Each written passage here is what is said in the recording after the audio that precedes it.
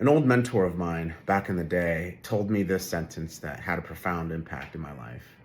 The sentence goes, whoever is response able is responsible.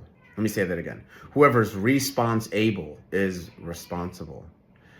This sentence comes up in my life on a daily basis. I was having a conversation with an employee of mine, someone that's near and dear to me, been with me for about 7 years now. And they were describing how their parent, their mother and their father was basically taking care of the family. The father was sitting there working all day long, buying the groceries, cooking and cleaning the house. The mother, for whatever reason, she doesn't work. And they also have a brother that isn't working as well. Brother is middle age, hasn't had a job, mid-30s, and hasn't had a job since the beginning. And so in this example, the challenge is that the leader of the family, they're doing all the work. They're not able to carve out time in order to think and plan. And unfortunately, the family is leaderless in a sense, because it's not sustainable for one person to take care of the entire family without the contributions of the others. The income needs to come in somehow. And if you're not bringing in the income, then contributing to the family household or in other ways becomes very important.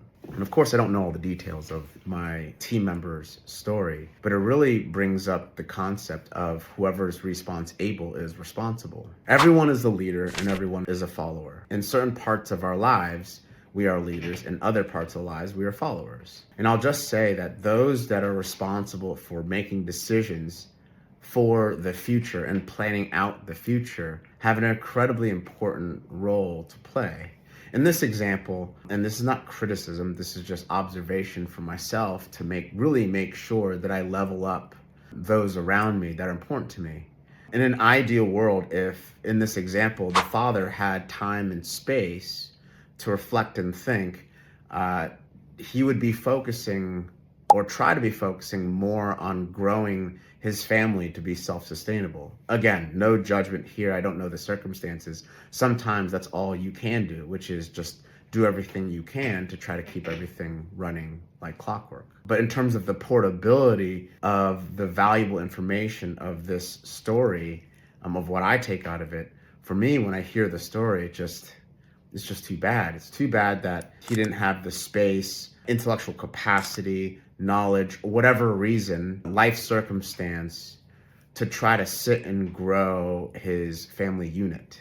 And I think oftentimes we go on thinking only about our own lane and in our own mind, and we don't spend time investing in those that we love so that they can be the best version of themselves to grow the family unit and the family network. What does that look like? For me, what shows up is, did I properly plan out the future of those that I love in terms of what they may like and enjoy? You know, I have one family member that isn't connected to fulfillment very well. And the reason is because my mother, she lives for others. And so part of my role, if I am the one that's response able, meaning I'm the one that's able to respond in this situation, I'm the one that lives in the future, I'm the one that plans things out, and maybe she doesn't have the capacity to.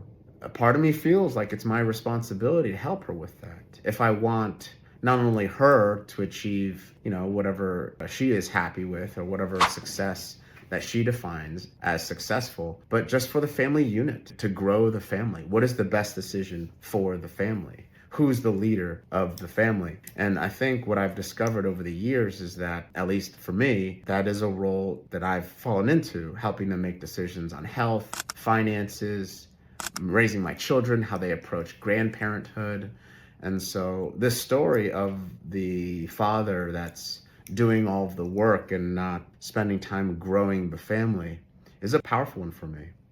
I hope all of us can strive to achieve, if we are the leaders of this department, the leader of future planning, success, decision making. And of course, it's not 100% like you are just the God taking care of the whole family. It's not that. But oftentimes there's one person that is a little bit better at planning, a person that lives a little bit more into the future, a person that can see around corners and predict what may happen. That individual, I would make the argument that if they are the true leader of the family, that is their responsibility to try to think ahead and make decisions that allow people to grow themselves. And we help them with that. And of course, there's a fine line there, because there's arrogance in thinking that you know better than somebody in their own life, for sure, absolutely. But as in every leadership role, there's a little bit of arrogance in that you think that your answer is the correct one, and you get to test it out. You get to see whether you're right or wrong. So check in with your system, check in with your network to see if that is the best plan to go, and then we can make plans for that future. Quick lesson for myself and for all of you tuning in. The one that is able is responsible. And I think the one that is the true leader of the future planning decision making, I think we have a responsibility to grow those around us in terms of our own family, so that the family can take the next step. And we want to do this in a way that doesn't disrespect our family unit, meaning we're not doing things that they don't like or want. We have buy-in with them on the journey, and that communication is key. Hopefully that's helpful for you today. Otherwise, take care. Ignore it. Bye-bye.